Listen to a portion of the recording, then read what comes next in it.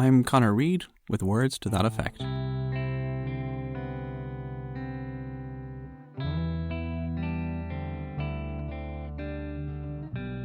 The northern Italian city of Turin is quite distinctive as Italian cities go. It's still Italy, so of course it's got its grand piazzas and ornate churches and pasta and pizza and cappuccinos. But whereas in so many Italian cities it's the ancient Roman or Renaissance history that's so prominent and celebrated, Turin is very much a 19th century city. Of course, it has a long history and there are lots of important buildings from earlier centuries, but so much of what makes Turin such a unique and fascinating city comes from the 19th century. The colonnaded walkways, the opulent cafes, the enormous Piazza Vittorio and the grand imposing train station. And then there are the two most well-known museums, both housed in 19th century buildings. The Egyptian Museum and the Mole, an amazing film museum and the symbol of the city. If you happen to have an Italian 2-cent coin amongst your euro, it's the Mole that's on the back. But there's another 19th century museum in Turin that's not so well known and wasn't even open to the general public until relatively recently. If you take a stroll away from the centre of the city, following the long, leafy Parco Valentino which runs along the River Po, there's an unassuming museum which forms part of the University of Turin. It's a museum of criminal anthropology, and it was established by a man who in the 19th and early 20th century was famous across the world for his controversial but very popular theories about criminals. His name was Cesare Lombroso, and he believed that criminality was inherited, that there were born criminals who could be reliably identified by their physical features. He was an Italian doctor and psychiatrist, and he was one of the first people to really consider criminality a subject worthy of scientific study. His ideas were groundbreaking, and despite the fact that he was unbelievably spectacularly wrong, he's often referred to as the father of criminology. Basically, his idea is that a certain percentage of the criminal population, not all of it, and he varied on the extent of this, but a certain percentage, somewhere between 40 and 30%, are born criminals. This is Professor Christine Ferguson. I'm Christine Ferguson. I'm a professor of English literature at the University of Stirling in Scotland, and I work on what we might describe as the Victorian weird. So, born criminals then? So, at the point of birth, they are already hereditarily determined to be criminals all their life, right? And there's not much that can be done, although it can be observed. And not only are they determined to be criminal, but we can read those signs in their body if we know how to read them well. And he came up with this theory after examining the bodies and the skulls of executed criminals, mostly in the south of Italy, when he was working down there. And the skulls are important. As you walk around the museum in Turin, you can peruse Lombroso's vast collection. There are photos and diagrams, strange measuring instruments, various objects owned or made by criminals. And then there's the skulls. Rows and rows of skulls. Each of them meticulously measured to establish how different physical features could be used to identify the natural criminal. There's one skull of particular importance. It's that of a man named Giuseppe Villela from Calabria in the south of Italy. He was a brigante, a brigand or bandit, who died in prison. Lombroso acquired his skull for examination, and it was while looking at it that he had his eureka moment. He saw an abnormal hollow in the skull, one he thought was otherwise only found on a human fetus still in development or on certain primates. This criminal, it seemed, was not a fully developed human. He was like a child, an ancient primitive man, or an animal. He thought that born criminals had what he called anomalies or stigmata, so things that indicated their criminality. And these features were things that made them often look more primitive, more animal, or in his words, more atavistic, because he thought that criminals actually represented an earlier evolutionary stage of humankind, right? Before the human race was as advanced. And that's why we see a compulsion to commit criminal acts. So Lombroso began developing his theory, measuring skulls and examining everything about criminals. Their physical features, their mental development, their artwork and handwriting, tattoos on their body, their sensitivity to pain. He asked other scientists across Europe to send him skulls and measurements so he could trace the development and the distribution of criminality. And he published his findings, most famously in a book called L'Uomo Delinquente, Criminal Man. He published these theories in a few places, most importantly in this book called Criminal Man, that he published in Italian in 1876. This was then revised about 5 times during his lifetime. And then a really, in some ways, even more interesting book called Criminal Woman in 1893, where he tried to make these same theories of sort of physical stigmata of criminality apply to female offenders, although that was a much harder task. And Criminal Man, it's kind of a book that lots of people know about, even if they've not read it. So it's not even translated into English until after his death in 1911. But by that time, it's been available in French and German for a long time. And also, it's just written about in the press a lot. So sort of people will know about Lombroso even if they've never read Criminal Man. And they'll know that he's the man that is arguing essentially that criminals maybe have features that are primitive, that are simian, that are somehow related to an earlier stage of human evolution. Typical features of the born criminal included things like a sloping forehead, fleshy lips, a flattened nose, a projecting jaw, long arms, a receding hairline or scanty beard, protruding ears, a beaked nose, bushy eyebrows, and on and on. So, pretty wide-ranging, and crucially, his measurements, while theoretically very rigorous, made broad enough assumptions that supposed criminal types could be made to fit certain categories when convenient. So, first of all, in some ways what Lombroso is saying isn't that new or surprising, because people have been saying there's something about the way criminals look since, classical times, basically. And we can find all kinds of attempts to map and read criminal deviance on the human body. And certainly early in the 19th century, we have programs like Physiognomy with Lavater, who's arguing again that we can read characters through certain kinds of facial expressions or facial shapes, and then phrenology, which maps character to bumps in the head. So there's really a precedence and an appetite for this kind of correlation between body and soul. But what Lombroso does is he takes all the new theories and debates that are coming out of Darwinism and social Darwinism particularly, and he applies them to this typification of the criminal body, and thinks that it's not just that criminals look a bit funny, but we can actually map the way they look onto this progressive evolutionary schema. So, as with many scientific theories of this time, white, Northern European and American men are the most developed form of humanity, and all other groups have failed to reach this pinnacle. Non-white races, primitive people, women, children, animals, and now criminals. They could all be equated in various ways.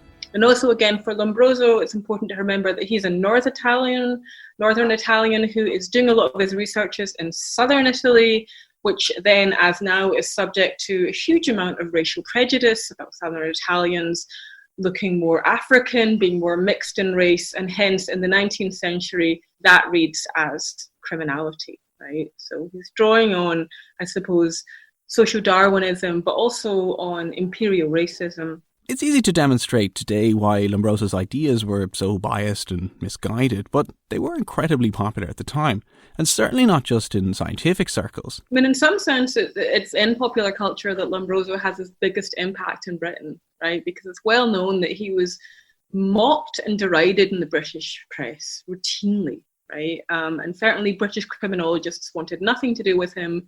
They thought that he was representative of this kind of European, continental airy-fairy theorising that wasn't practical like British criminology was. And of course, the problem with this is they're biological essentialists as well. They believe that you can, read criminal types as well. It's almost a sense with Lombroso that they don't want a foreigner coming over to tell them how to be racist, if you know what I mean. It's a resistance to his ideas, even though British culture and British criminology is very open to this idea that there might be such a thing as a criminal type. So he's mocked by other criminologists, but his ideas penetrate into literature, and it's interesting because it tells us that people know about Lombroso. So in Bram Stoker's Dracula, Van Helsing, the Dutch doctor and vampire hunter, says of Dracula, the Count is a criminal and of criminal type. Nordau and Lombroso would so classify him. partly what Van Helsing is doing by citing this source is indicating the modernity and the continental nature of his belief, that he's not just this old superstitious git, but he's using these new scientific theories to explain this, deviant supernatural predator, but science can still explain him. And Stoker assumes the reader will know who Lombroso is and what Van Helsing means by this statement. Dracula is a born criminal.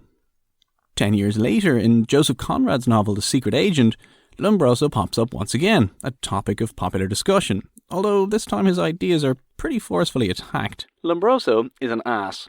Comrade Ossipon met the shock of this blasphemy by an awful, vacant stare. Did you ever see such an idiot? For him, the criminal is the prisoner. Simple, is it not? What about those who shut him up there, forced him in there? Exactly, forced him in there. And what is crime? Does he know that, this imbecile who has made his way in this world of gorged fools by looking at the ears and teeth of a lot of poor, luckless devils? Teeth and ears mark the criminal, do they? And what about the law that marks him still better? The pretty branding instrument invented by the overfed to protect themselves against the hungry. Red-hot applications on their vile skins, eh? Can't you smell and hear from here the thick hide of the people burn and sizzle? That's how criminals are made for your Lombrosos to write their silly stuff about. So, not everyone was convinced. It's a funny thing with Lombroso. In some sense, Victorian literature has a really ambivalent position about whether or not you can tell people are deviant by looking at them, right? So there's a long tradition, particularly in things like Penny Dreadfuls. Penny Dreadfuls were these cheap, sensational, serialised stories of murder, crime or adventure published right through the 1800s. They were incredibly popular and often ran for years and to thousands of pages. If you think about the Mysteries of London. All 12 years and 4.5 million words of it. Possibly the longest novel ever written. Or The String of Pearls, of course, which is the original Sweeney Todd novel. There's no suspense about who the criminal is. We know who they are. They've got big protruding jaws, sunken eyes. Again, there's a kind of bestial appearance to them. And so there's a literary shorthand. But then, on the other hand, there's sensation fiction, another hugely popular type of fiction in Victorian times. Novels which combined gothic and realist features and focused on sensational, usually criminal subjects. Mary Elizabeth Braddon's novel Lady Audley's Secret is one of the best known. Sensation fiction does the opposite. Sensation fiction garners its sensational effect through the idea that actually crime is invisible, that you cannot tell. That Lady Audley is a beautiful English rose, and the fact that she murders her husband is completely unreadable on her body. And I think Victorian realism is the same thing. If you think about George Eliot is always telling us you can't tell the quality of people's characters by, how long their eyelashes are, how beautiful they might be. I think if you're a writer mining the culture for these ideas for your fiction, certainly for your popular fiction, I think there's this tension between wanting to give us the criminal who is always already an animal, who always looks misshapen in some way, and then the criminal who's like, who's like Patrick Bateman, right? Who just looks like the completely most bourgeois, normal person. And this is something that certainly hasn't gone away in fiction or film or culture more generally. How do we portray the criminal? How can we unsettle notions of what a criminal should be or look like? And how can we use that to the best effect in creating crime stories? In creating great villains or great detectives? All of these tensions come together in one of the greatest stories of the 19th century, and one that continues to be reinvented and reinterpreted. Robert Louis Stevenson's Jekyll and Hyde.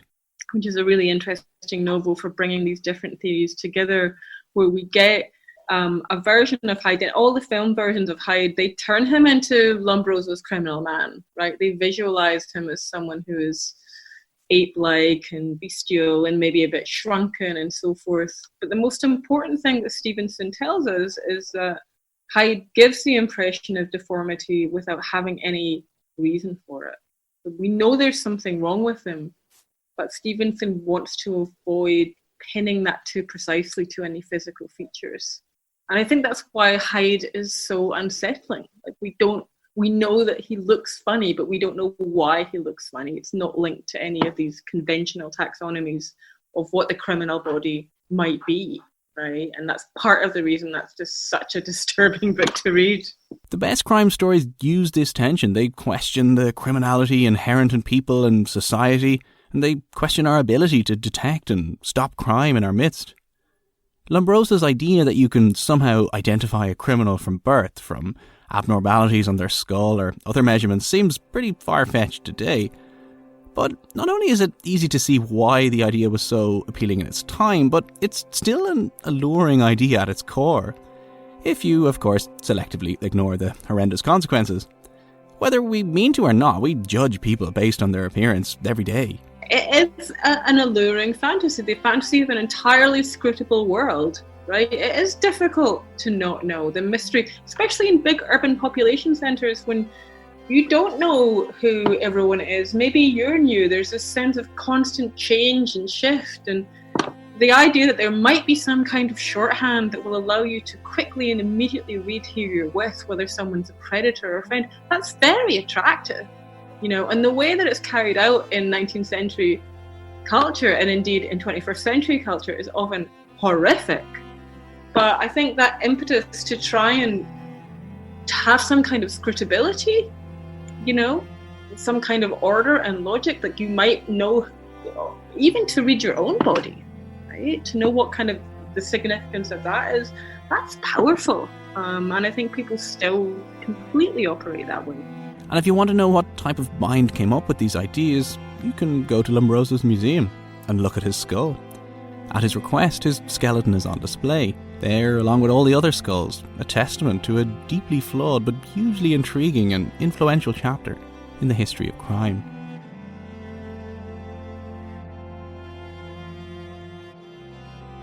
That's it for another episode of Words to That Effect. Thank you so much for listening. If you want to know more about Lombroso, about the show, guests, music and more, then head over to wttepodcast.com, where you can also find all of the previous Words to That Effect episodes, related articles and lots of other good stuff. I've put some links up there to some of Lombroso's original photos and skulls of criminals, so have a look. Special thanks this week to Professor Christine Ferguson. You can read more about her work and research if you follow the links on the Words to That Effect website. She does a lot of really fascinating work on the occult in particular, so have a look, especially if you enjoyed the episode I did a while back on Arthur Conan Doyle and spiritualism. A lot of that is related as well. Music this week was by 3 Cano, a great Irish band who are no longer around, but musician Matthew Nolan is very much still making music, and you can find the latest links on wttepodcast.com as well. Finally, you can check out the show on Facebook and follow me on Twitter. I'm at CEDReid, CEDREID. So the show's been growing and growing, but I'd love to reach more people, and especially I'm trying to get a huge push in the lead up to Christmas, which will be the end of the year and the end of the season. So I'll give you some more details about that a bit closer to the time, but in the meantime, if you could review the show on iTunes, spread the word on Twitter, on Facebook, tell your friends, whatever you like, it would be really, really appreciated. So thank you very much, and thanks for listening, and I'll see you in 2 weeks.